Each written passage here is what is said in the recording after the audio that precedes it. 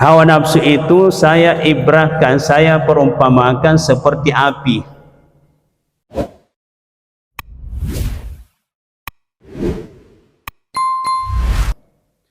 Kaum muslimin dan muslimat yang sama-sama dirahmati Allah Subhanahu wa taala.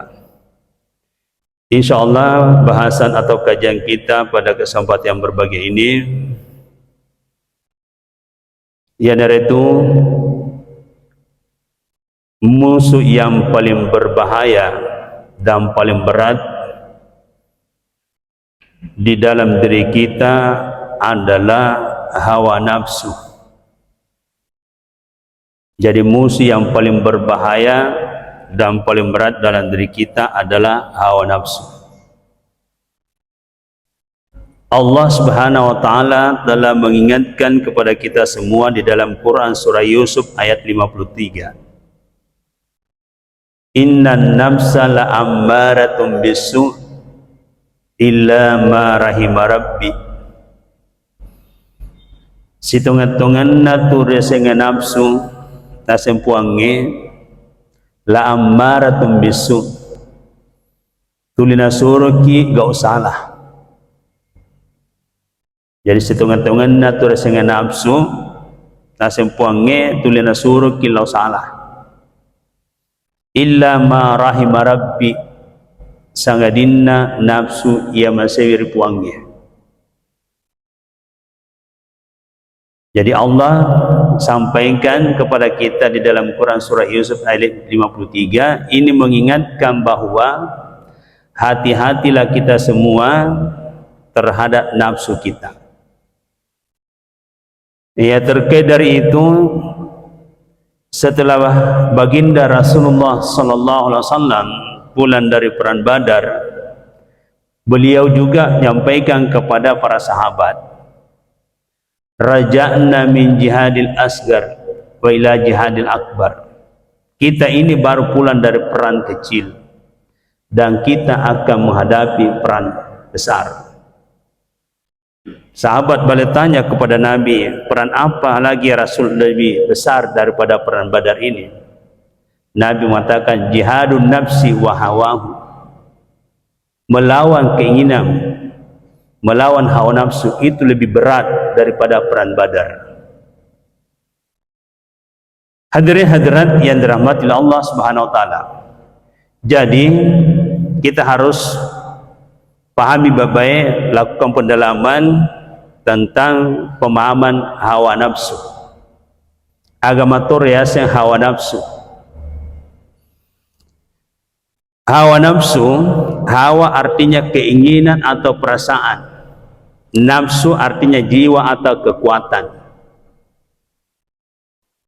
Ibnu Qayyim al-Jauziyah menyampaikan bahwa hawa nafsu itu adalah substansi roh, salah satu kandungan roh kita. Jadi hawa nafsu itu adalah substansi roh atau salah satu kandungan daripada roh kita. Lalu hawa nafsu itu saya ibrahkan, saya perumpamakan seperti api. Kita pahami api ada kalanya menjadi sahabat pada diri kita, ada kalanya menjadi musuh. Artinya apa? Ia roh api yang dari nilai kendalikannya, maka silak dah jaji nandrewe, jaji kopi, jaji susui, jaji sanggara. Api yang bisa dikendalikan di kompor, maki guna, makotona tu gambaran nafsu. Kalau hawa nafsu kita mampu kita kendalikan, malah biki. Itulah saya tadi katakan, innan nafsa la'ammaratun bisu illa ma rahima rabbi. Jadi engkarikan nafsu yang masih ripuangnya, jadi dari kunil kendalikan nafsu ta, maka nafsu itu akan dirahmati oleh Allah. Dan kapan nafsu itu dirahmati oleh Allah, mapide cengri ini mapide itu ditahui. Tapi opan nafsu kita tidak bisa kendalikan, nasulangi ki, nasulangi itu tauhid. Jadi nafsu tidak bisa juga kita hilangkan. Nah, sama pada lawan dendra api. Jadi sisa kita bagaimana mengendalikan hawa nafsu itu. Jadi kalau kita mampu mengendalikan hawa nafsu, maka bisa kita lebih mulia daripada malaikat. Tapi kapan kita tidak bisa kendalikan hawa nafsu, bisa lebih hina daripada binatang. Ya hadirin hadirat yang dirahmati Allah. Ya, sebelum kita masuk pada bagaimana cara pengendaliannya, kita harus pahami dulu macam-macam nafsu yang ada dalam tubuh manusia. Jadi megelak itu nafsu riwata kalewe. Ini sudah diteliti oleh Ibnu Sina, dokter Islam pertama di dunia. Beliau melihat dan mengamati keadaan manusia, kenapa manusia banyak bersifat seperti binatang. Ternyata hasil penelitian Ibnu Sina, beliau menjumpai bahwa di dalam tubuh manusia ada namanya nafsu hayawaniyah, jiwa binatang. Yang kedua ada namanya nafsu nabatiyah, jiwa tumbuh-tumbuhan. Yang ketiga ada namanya nafsu insaniyah, jiwa manusia itu sendiri. Ya, terus saya tambahkan ada lagi satu, ini saya dapatkan dari referensi yang lain, ada namanya nafsu setaniyah, jiwa setan. Jadi ini kita harus pahami baik-baik yang mana bentuknya atau contohnya nafsu binatang, nafsu tumbuh-tumbuhan, nafsu manusia itu sendiri, dan nafsu setan yang ada dalam tubuh kita. Ini harus kita tahu. Karena kapan kita tidak tahu, napan rasa kita serangki materu. Ya, karena ini semua musuh tak manang ya. Ya, tapi kalau kita mampu kendalikan, insya Allah mencejerangan ya. Dan dia mencejuali. Ya, sama lah tadi gambarannya api. Kalau kita bisa kendalikan, mapi dece ya. Tapi kapan tidak bisa dikendalikan, nasulangi ki. Itu gambarannya. Yang pertama nafsu hayawaniyah, jiwa binatang. Jiwa binatang terbagi dua lagi dalam tubuh kita. Ada namanya bahimiyah, ada namanya syabu'iyah. Jiwa binatang yang sifatnya bahimiyah itulah binatang yang jinak. Ya, kita lihat nareko tulirengi andre irolokoloe maka cucu turidi. Ya, contoh ayam. Ketuli pandai itu maka cuculah dari dia. Dan beberapa binatang, kambing, sapi, ya, itu semua binatang jinak. Jadi dari ketuli ipandri itu jinak sama kita, maka cucur ini. Nah, ternyata ada juga manusia begitu. Contohnya dari ketuli nerengnya gaga turupa tawa tulimak deper ini. Ya. Opan tuli maka cok tuli mabera gaga tu. Nah deperi gitu maka cucur ini. Nah inilah contoh nafsu hayawaniyah yang sifatnya bahimiyah. Nah kalau ada manusia seperti itu, hidup hanya melayani perut, derajatnya di mata Allah, di dalam Al-Quran dikatakan ulaika kal an'am, mereka itu seperti saja binatang. Sangat rendah derajatnya kalau ada manusia hanya hidup melayani perut. Nah, bisa kita lihat seperti apakah gambarannya orang yang hidup melayani perut. Ya, kalau ini saya bahas teringat lagi di tempat ini waktu Maulid beberapa tahun yang lalu. Dan di mana-mana saya lihat perbandingan jamaah antara Maulid dengan Isra Mi'raj. Wah, bukan masih kalau Maulid nasab mega pante, mega telo.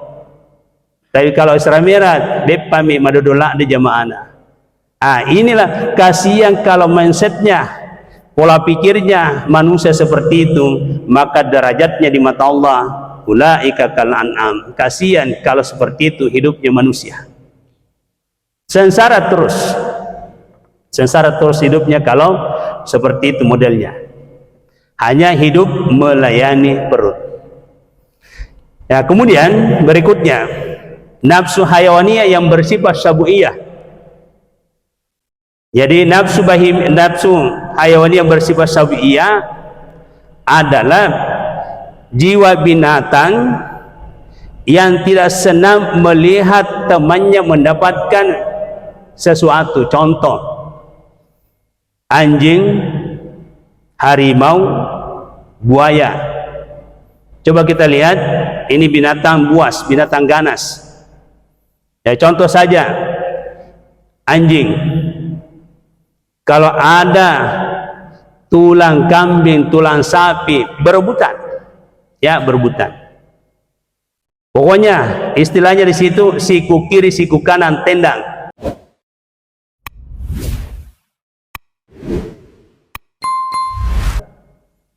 Jadi ketenangan dengan kesenangan itu hanya beda tipis. Hanya hurufnya saja beda. Ya, tapi jalurnya berbeda juga. Tenang, senang. Kalau senang memperturutkan nafsu, menghalalkan segala cara, senang. Tapi jangan harap tenang. Kalau tenang ada etika, ada aturan. Kalau senang silakan menghalalkan segala cara. Jadi hanya beda tipis, senang, tenang. Nah, apa artinya hidup di dunia kalau hanya kesenangan toh saja? Yang kita harapkan adalah ketenangan. Kalau ketenangan pasti senang, tapi kapan senang belum tentu tenang. Jadi kalau mau tenang, kuasai nafsu, kendalikan nafsu. Sebentar, bagaimana cara pengendaliannya supaya kita bisa mendapatkan ketenangan hidup. Ya hadirin hadirat yang dirahmati Allah Subhanahu wa taala. Itulah contoh dan penjelasan tentang nafsu hayawaniyah yang ada dalam tubuh manusia.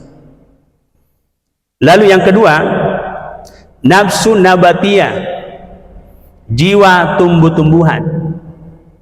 Kita lihat tumbuh-tumbuhan, di mana ada tanaman, di mana ada tumbuh-tumbuhan, atau di kebun atau di sawah, kalau dia sudah bagus di situ, artinya subur miwakasilekeng yortana non ruye, maka tanaman itu tumbuh di situ subur dan lama, ya, bertahan hidup. Nareko makasing rekin non ruye. Ini gambaran buat manusia. Batuanda ia rupa tahu nareko runtu ni kampung non roy reke mak bola nama aman ni ketu makanya ketu monro ni ketu mak bola, ya, melahirkan makyapo dan seterusnya lama di situ. Ketimbang dengan mendapatkan kampung misalnya kampung Texas, walaupun misalnya tempat kelahiran kita, tapi terasa tidak aman di situ, pasti kita pindah.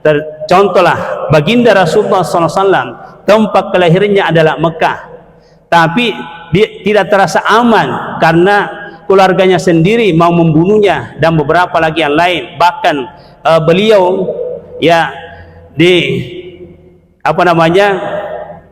pamannya sendiri Abu Lahab, Abu Jahal itu melakukan sayembara, dimatakan siapa yang berhasil membunuh Muhammad atau menangkap Muhammad, apakah mati atau hidup, saya akan kasih hadiah 100 ekor unta. Begitu jeleknya itu pamannya Abu Lahab, Abu Jahal itu. Nah, apa yang terjadi? Rasulullah disuruh hijrah. Ya, jadi awalnya Nabi itu mau hijrah ke Taif. Ada lagi provokator mendahulunya ke Taif. Nah, mereka makanya hati-hati masyarakat Taif.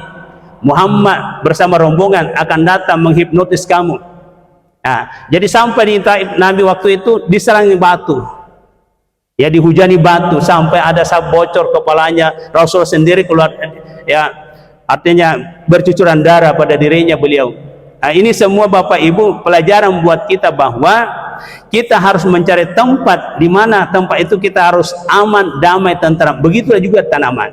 Jadi kalau misalnya, ada tempat yang kurang aman, bagaimana caranya kita yang ada di kampung itu membuat kenyamanan, kedamaian kampung itu. Jadi itulah sehingga harus kita buatkan kajian seperti ini untuk menyatukan frekuensi, menyatukan pemahaman. Nah, sebab kapan ada satu kampung, baiklah ada paham-paham itu, di situ akan siku kiri siku kanan itu. Jadi itulah sehingga pentingnya membangun kebersamaan. Nah, ada istilah tadi saya istilahkan frekuensi. Ya, misalnya dalam satu kampung atau satu instansi, manusia itu diibaratkan radio, ya. Jadi manusia itu diibaratkan radio. Saya kasih contoh saja. Misalnya, ini radio siarannya RRI Makassar, ini Baru, ini Parepare, ini Sengkang. Nah, didudukkan bersama. Nah, ini bunyi siarannya Makassar, ini Baru, ini Parepare, ini Sengkang. Bersama bunyi apa yang bisa kita dengar secara jelas? Tentu tidak. Nah, di antara radio ini semua ada semua frekuensinya. Ini frekuensinya Baru ada, Makassar, Sengkang, Pare ada. Ini juga ada semua. Jadi metodenya kalau kita mau aman, kita satukan frekuensi supaya jelas. Jadi kita misalnya ini RRI Makassar. Ini siarannya yang sementara bunyi Baru, putar dulu ke frekuensi Makassar. Ini juga frekuensi Makassar. Ini juga frekuensi Makassar. Maka kalau sama-sama satu frekuensi, maka jelaslah di situ tujuan. Nah, begitulah caranya membangun ya satu instansi atau di dalam satu kampung. Jadi ada kebersamaan. Samalah juga dengan pengajian seperti ini. Nah, pengajian sebenarnya itu adalah rahmat buat kita semua.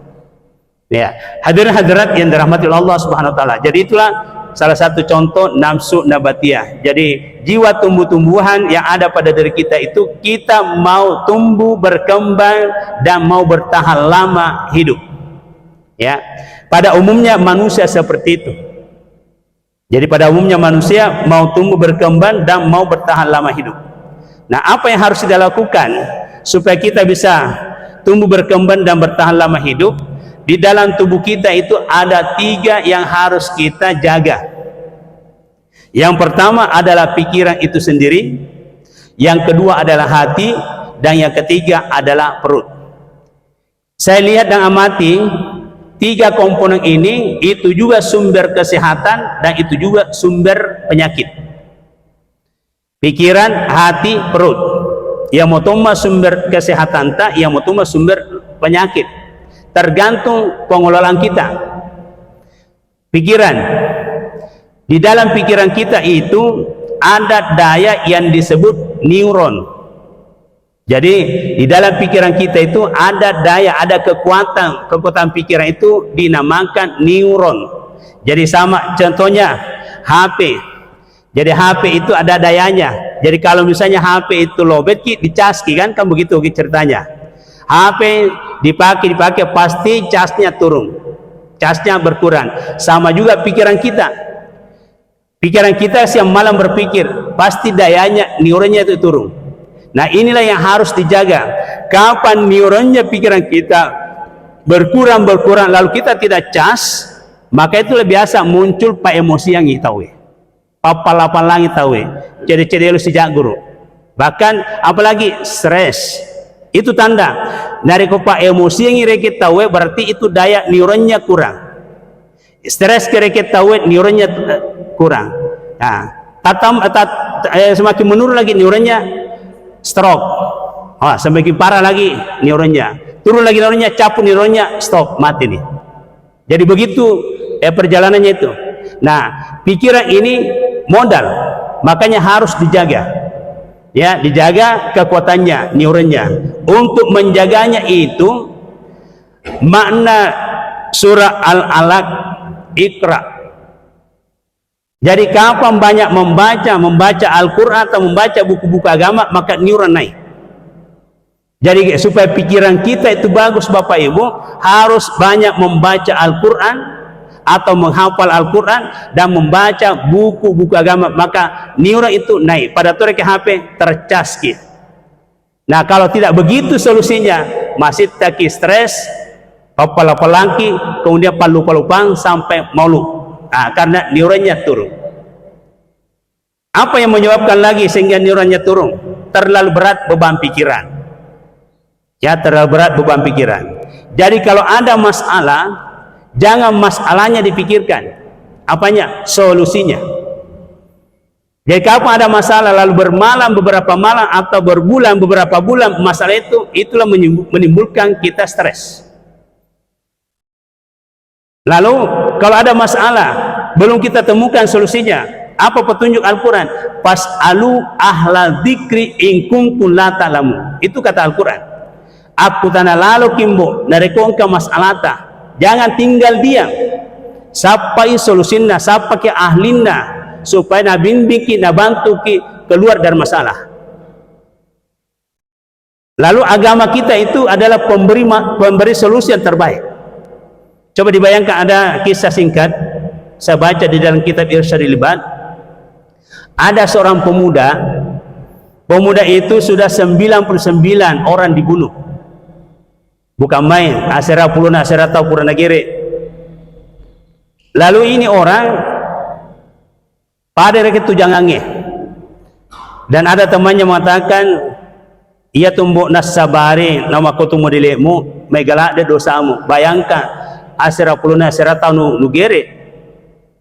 Jadi maka dia reke laku tahu kega kira-kira sapa onrong makutana supaya bisa ada solusi dari masalahku ini. Dan karena jelorang ini coba gerek loka kumakutana ri ya pendetana Kristennya. Loka ni ya bela-bela sampai di situ makutana, adakah solusinya? Saya punya masalah, Pak. Apa masalahnya?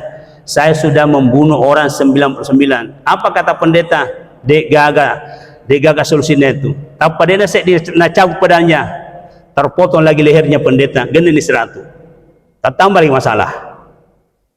Bela-bela engkau si pedangi coba-coba garek loka ko makutana ripan-ritana selengnya. Ini kata loka ni, Pak, loka makutana, engkau karotobakanna dosaku. Apa dosamu? Sudah 100 orang saya bunuh. Malu pula dek masalah aku kasih. Maka deh Pak Kiai ada solusinya apa? Tinggalkan kampungmu, loka ko sapa onro pengajian, kega onro. Nah di Jeloran nih ada tempat pengajian di sana. Nah di situ berkumpul orang-orang mencari ilmu. Silakan datang ke situ. Pendek kata, jawaban mereka laput tahu. Ala kulihal, depan letur kendre onro pengajiannya tak butuh aja nama buat mate. Tapi itu sudah niatnya di dalam sudah bertobat. Elu nereke ya kasenda taubat reke. Engkau nak Jeloran ya.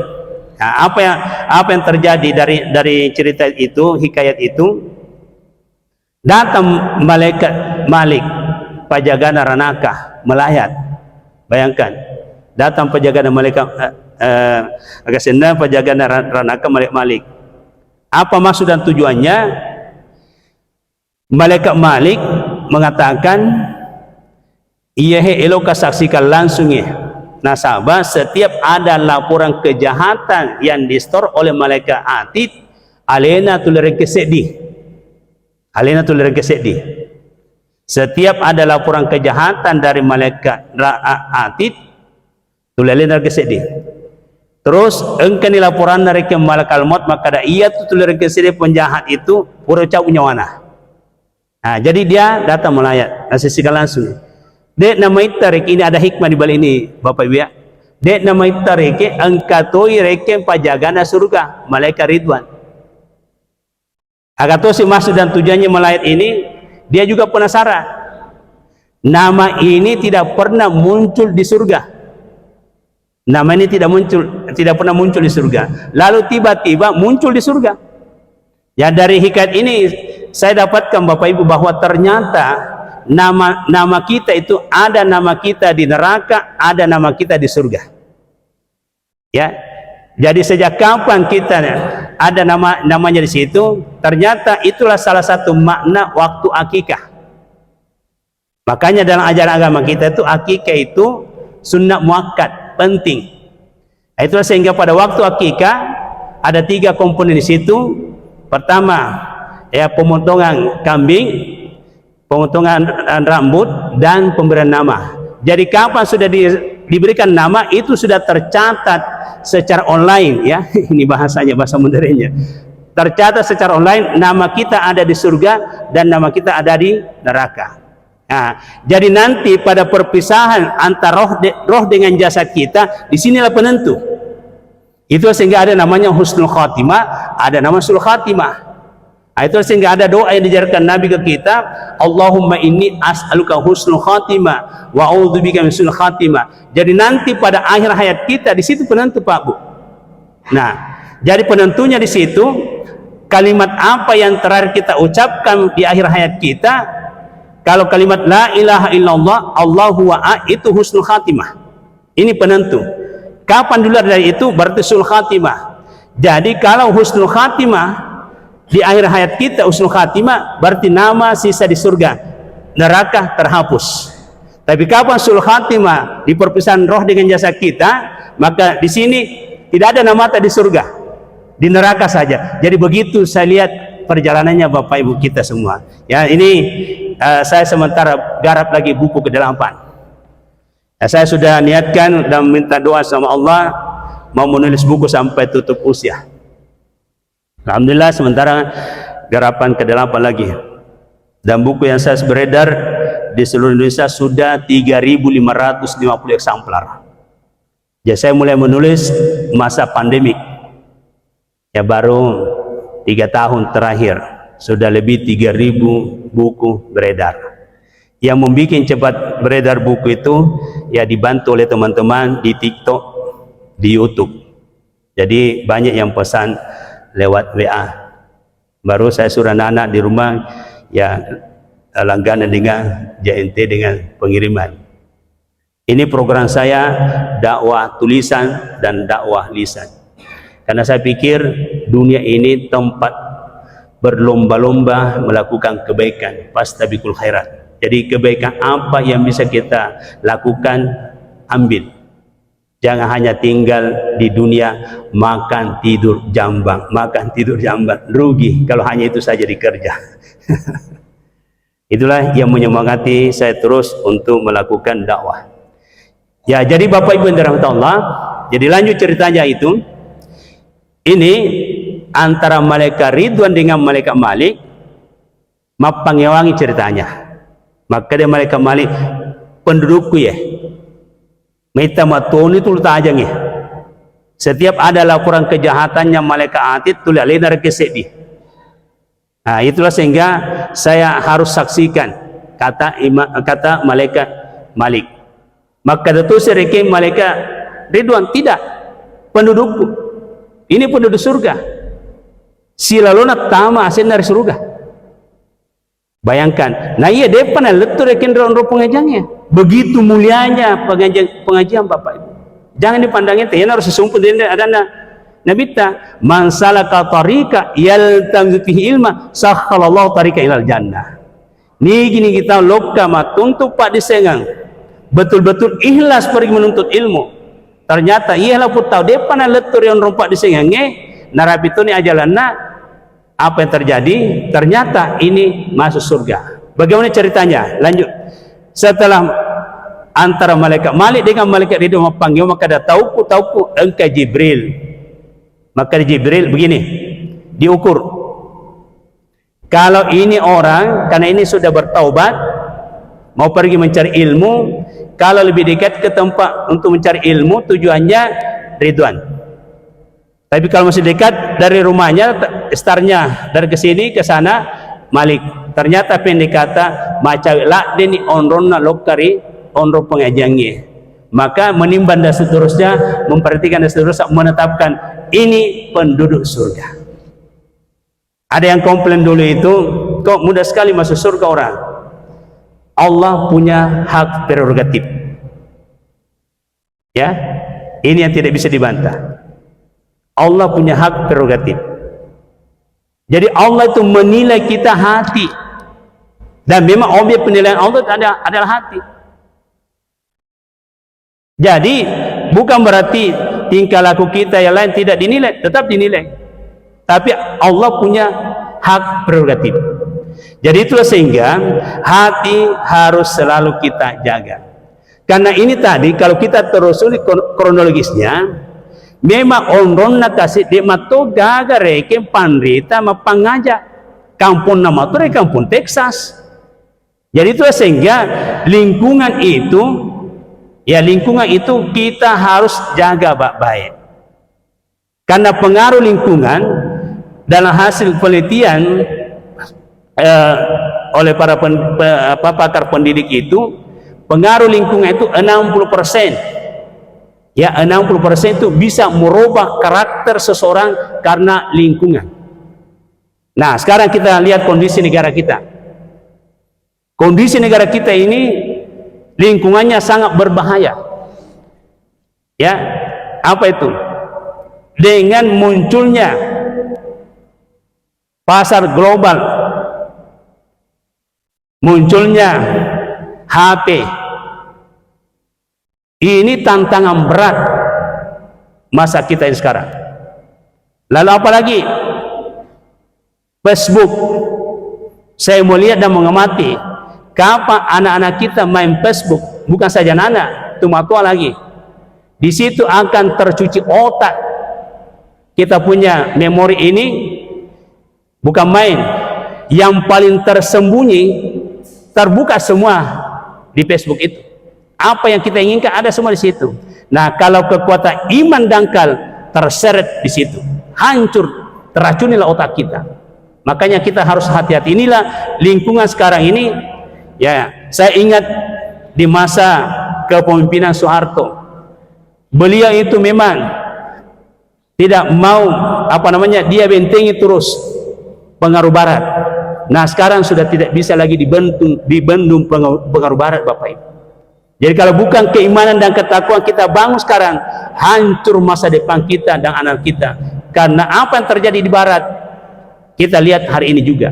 Begitu kencangnya informasi sekarang, dan kita harus memperkuat apa amalan yang harus kita perkuat supaya nafsu kita bisa kendalikan, jangan terseret ke situ.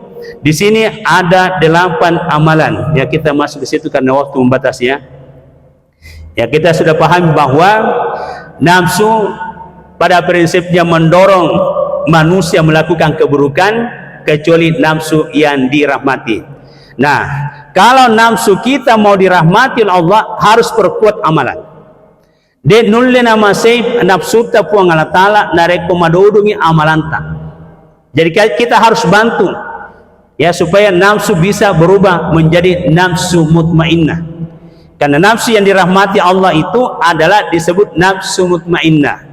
Ya, di dalam Quran surah Al-Fajr ayat 27 sampai 30 Allah berkalam, ya ayyatuhan nafsul mutmainnah irji'i ila rabbiki radiyatan mardiyah fadkhuli fi ibadi wadkhuli jannati. Inilah yang dimasukkan tadi nafsu yang dirahmati Allah. Allah akan memanggil nafsu itu yang namanya mutmainnah, kembalilah ke hadirat Tuhanmu dan masuklah ke dalam hamba-hambaku dan masuklah ke dalam surgaku. Inilah yang kita harapkan, bagaimana nafsu bisa dipanggil oleh Allah masuk ke dalam surga. Nah, apa amalannya Bapak Ibu? Pertama, untuk mengendalikan kita punya nafsu supaya bisa menjadi nafsu mutmainnah, amalan utama adalah puasa. Puasa. Nah, pancaji pun Allah Ta'ala puasa gara-gara nafsu. Gara-gara nafsu. Sejarah pertama puasa itu ada pada Nabi Adam alaihissalam. Jadi tempo dari Nabi Adam alaihissalam itu kan gara-gara nafsu. Di samping juga bisikannya iblis pada waktu itu. Jadi pendek kata dari kisahnya Nabi Adam alaihissalam itu di dalam Al-Quran kan di situ dikisahkan Allah. Wa qulna ya Adam uskun anta wa zawjukal jannata wa kula minha ragadan haythu syi'tuma ila akhir ayat. Jadi maka dia pun Allah Ta'ala lalu Adam ondono si bawa benemu lala surga. Silakan makan semua buah yang ada di sekitarmu. Jadi Adam dan Hawa merasakan kepuasan pada saat itu di dalam surga. Pendek kata, iblis waktu itu disuruh sujud kepada Adam, tidak mau sujud. Akhirnya iblis diusir keluar. Nah, iblis diusir keluar, cemburu dengan lauri Adam. Ya, dia mendapatkan tempat yang nyaman, iblis tidak. Akhirnya iblis mengambil kesempatan karena ada buah khuldi pada masa itu diharamkan oleh Allah. Disitulah bermain iblis. Nah, disinilah awal munculnya lagi istilahnya politis setan. Nah, di sini. Jadi politis setan itu sejak awal di situ, Pak. Jadi Yahudi dari kata khuldun artinya apa? Kekal. Ia pakai mah politis setannya, iblis, lori Adam. Adam, maukah kamu tinggal kekal dalam surga? Iyalah, maukah? Saya terlanjur kamu nausir Allah Ta'ala. Jadi po sempat mandar to bukul dia. Na nausir ka Allah Ta'ala jadi musassa leku ya. Seandainya purwandar bukul dia mondok ka dewa su, tapi dia po wandar na tanah surga masuk Allah Ta'ala jadi tangamu dai kombo dia panas nausir ka Allah Ta'ala. Lo kam sita andar hul dia. Karena hul itu artinya kekal.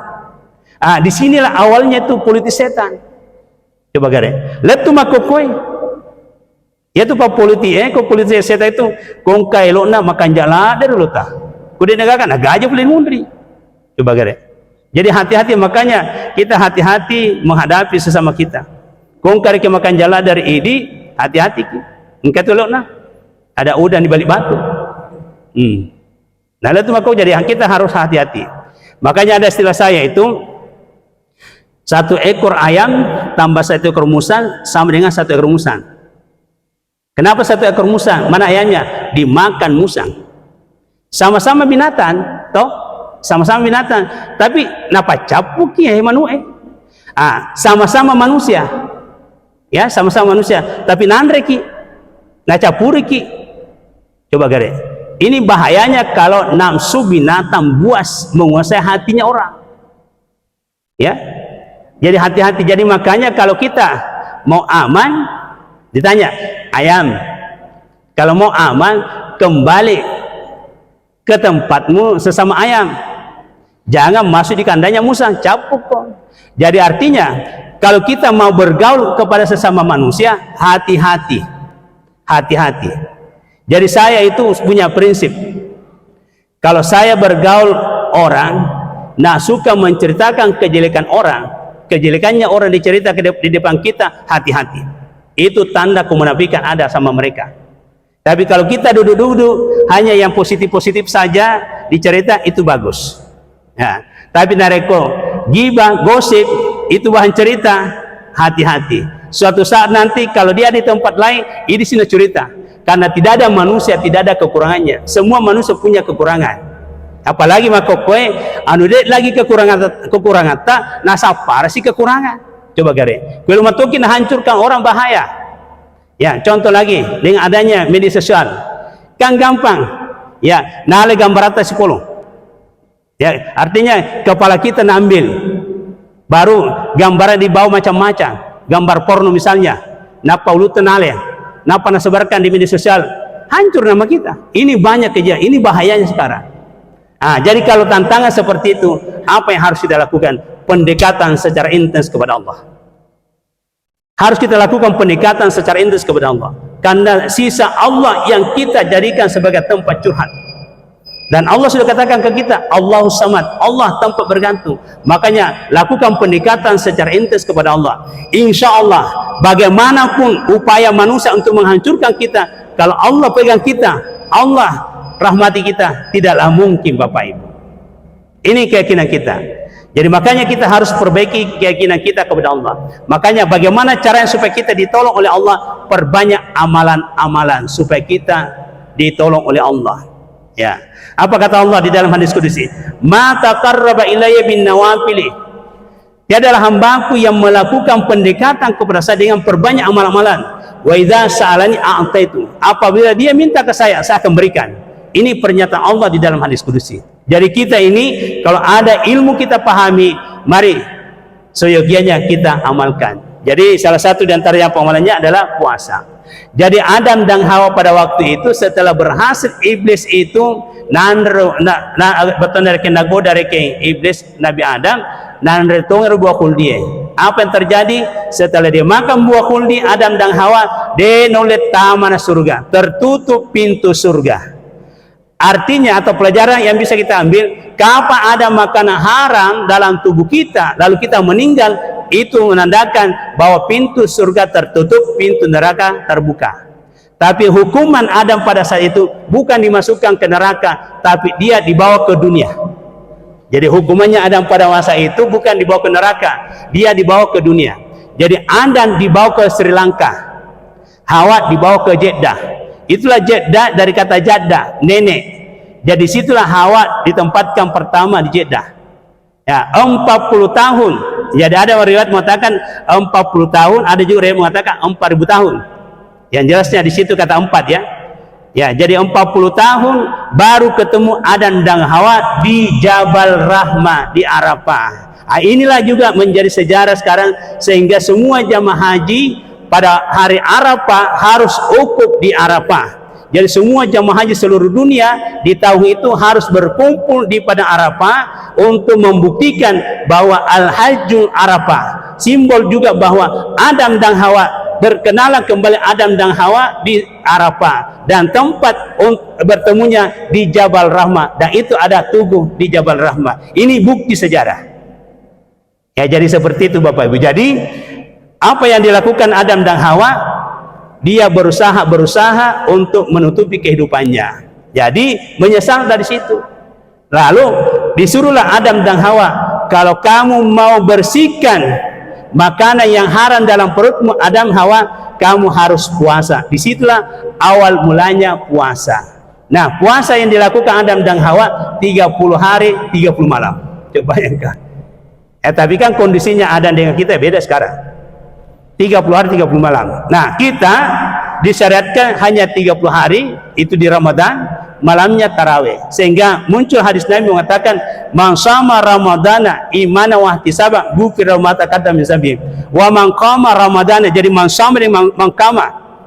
Man shama siapa berpuasa akan diampuni dosanya yang telah lalu. Man qama siapa mendirikan qiyamul Ramadan akan diampuni. Jadi kita ini diberikan kebijakan. Jadi hanya di siang hari puasa, kalau Ramadan di malam hari hanya ganti tarawih. Jadi begitu Bapak Ibu.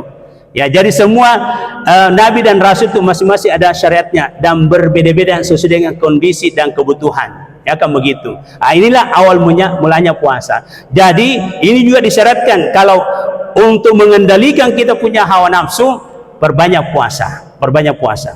Tapi saya mencoba menganalisa lagi. Kalau puasa Ramadan maksimal ditambah 6 hari di bulan Syawal, kekuatannya puasa itu bisa mengendalikan nafsu kita 11 bulan ke depan. Nah, itulah sehingga para ulama-ulama sufi itu berusaha kalau Ramadan itu minimal puasanya as-shaumul khas. Kalau perlu naik as-shaumul khasil khawas. Baru tambah lagi puasa 6 hari di bulan Syawal. Apa kata Nabi? Kana kasaumidari, samalah dengan puasa 1 tahun. Nah, saya telusuri kenapa dikatakan sama dengan puasa 1 tahun. Ternyata kebijakan Allah di situ, semua amal ibadah umatnya Nabi Muhammad itu akan diberikan kebijakan minimal 10 kali lipat. Ya, minimal 10 kali lipat. Nah, sholat 5 waktu dibijaksanai kali 10, akhirnya juga menjadi 50. Karena waktu sholat itu 50. Nah, semua amal ibadah kita serba dilipatkan 10 kali. Nah, Ramadan 30 hari kali 10 menjadilah 300 hari. Tambah 6 hari di bulan Syawal kali 10, 60 hari. Jadi 360 hari. Itu cukup 1 tahun. Jadi itu sehingga Nabi mengatakan siapa yang puasa di Ramadan dan tambah 6 hari di bulan Syawal, samalah puasa 1 tahun. Karena kebijakan Allah dikali 10. Itu rumusnya Bapak Ibu. Jadi makanya maksimalkan. Ini senjata untuk mampu mengendalikan nafsu kita 11 bulan ke depan. Nah, ini rumus. Nah, kemudian muncul lagi pertanyaan, kenapa kalau puasa itu makanan itu ditahan? Nah, ini ada lagi pesan Luqmanul Hakim. Ini Luqmanul Hakim bukan nabi, tapi namanya diabadikan di dalam Al-Quran. Apa pesannya Luqmanul Hakim kepada anaknya? Wahai anakku, jika perutmu penuh dengan makanan, maka pikiranmu akan tidur dan anggota badanmu akan malas beribadah. Ini pesannya Luqmanul Hakim, bukan saja kepada anaknya, kepada kita semua ini. Kalau terlalu kenyang, mesolak deki, megalak de andre ribawata, matinro pikirannya makutuki beribadah. Itulah sehingga maka itu harus diatur. Ada dua di sini. Keterangan dari Ibnu Majah, sepertiga saja makanan, 2/3 minuman dan yang lain. Tapi yang paling bagus resep makannya Imam Al-Ghazali, 1/4 makanan, 1/4 minuman, 1/4 pernapasan, dan 1/4 ilmu. Insya Allah sehat secara alami. Dan itu saya lakukan sudah bertahun-tahun. Dan alhamdulillah betul sehat secara alami. Jadi kita punya sel-sel itu ya semakin terbaharui. Ya biasa orang tegur, apa nak Pak Ustaz tangannya seperti tangan cewek, ini contoh, mulus. Tidak ada yang saya pakai, hanya pola makan yang saya jaga. Karena kita ini mau sehat secara alami. Kalau selalu makan obat, apalagi obat kimia, kapan makan obat kimia, maka obat sampai mati. Dan saya lihat kondisi sekarang, konsep kesehatan yang ada di negara kita adalah konsep barat. Terlupakan konsep kesehatan ala Islam. Jadi kita kembali konsep kesehatan Islam. Pola makan, makan pada saat lapar, berhenti sebelum kenyang. Kemudian bagusnya 1/4 saja makanan, 1/4 minuman, 1/4 pernapasan, dan 1/4 ilmu. Insya Allah sehat secara alami. Kita praktekkan saja itu. Nah, kemudian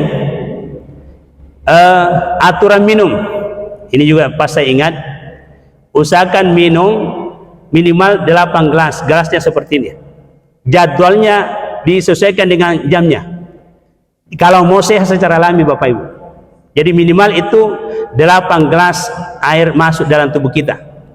Jadwalnya pertama, gelas pertama jam 7 pagi. Gelas kedua jam 9. Gelas ketiga jam 11.30. Gelas keempat jam 1 siang. Gelas kelima jam 3 sore. Ya, gelas ke-6 jam 5 sore.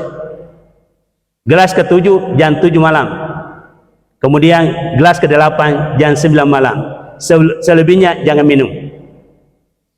Nah, ini terapi air kalau mau sehat secara alami.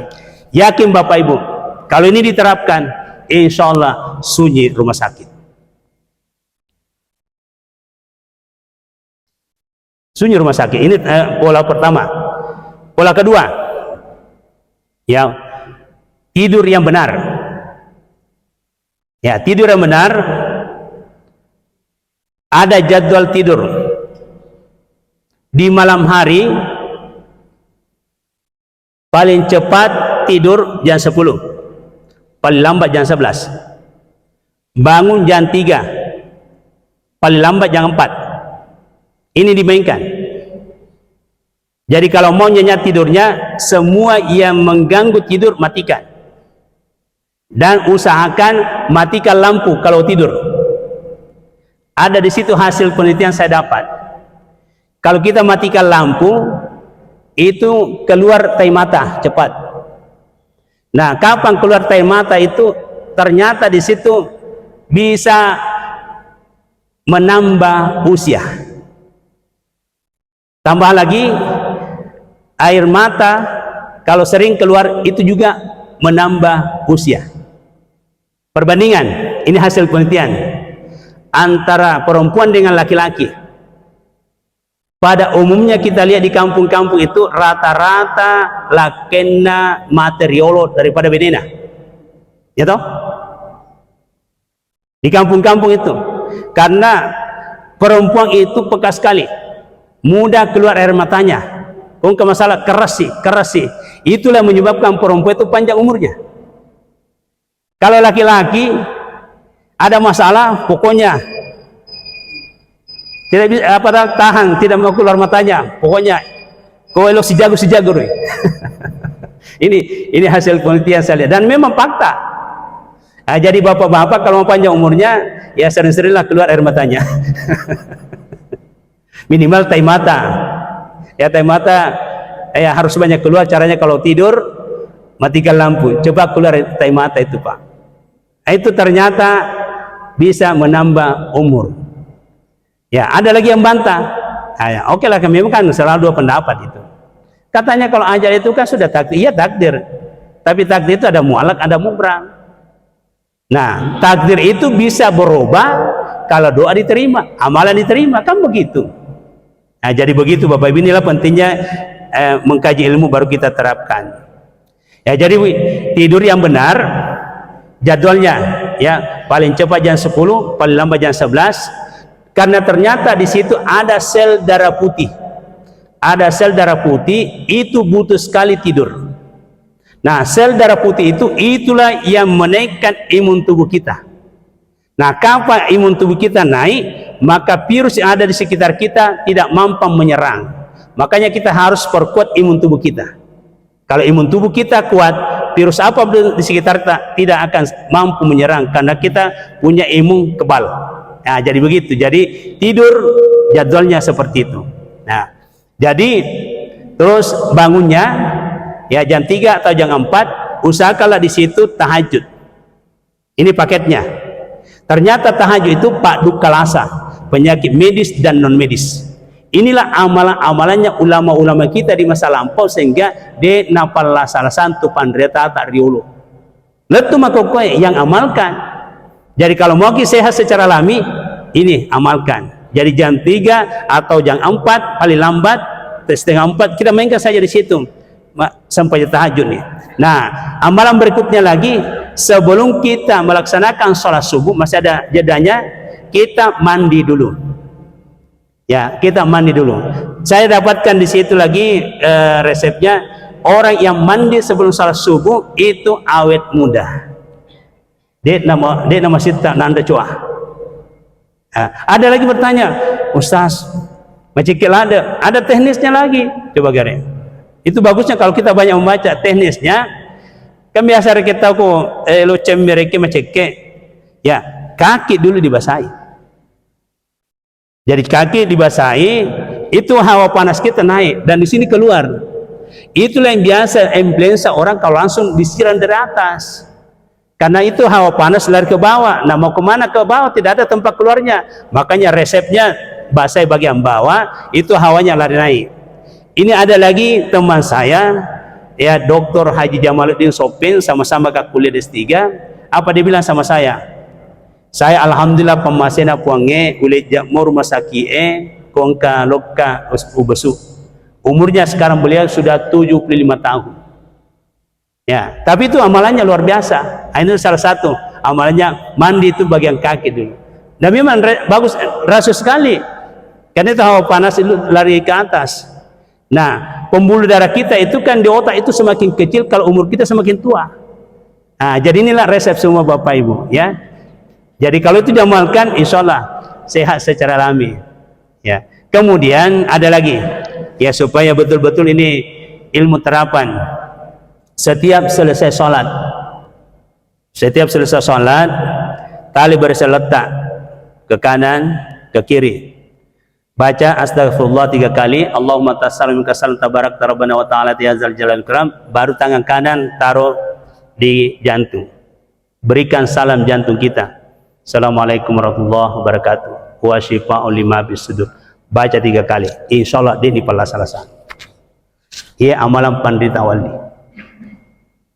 Tapi pura pi masam panjang. Nah, sabab makanya pun Allah Ta'ala wasta'inu bis sabri was salat. Illa tolong kok ripuange kesabaran dan salat. Ternyata saya telusuri ayat itu ada di dalam Quran surat Yunus ayat 57. Jadi prakteknya tangan kanan taruh salami jantung kita. Ini mesin kita. Sejak kapan diaktifkan kita punya mesin? 4 bulan 10 hari. 4 bulan 10 hari mesin kita sudah aktif di dalam perut ibu. Sampai hari ini mesin kita belum pernah istirahat. Masya Allah.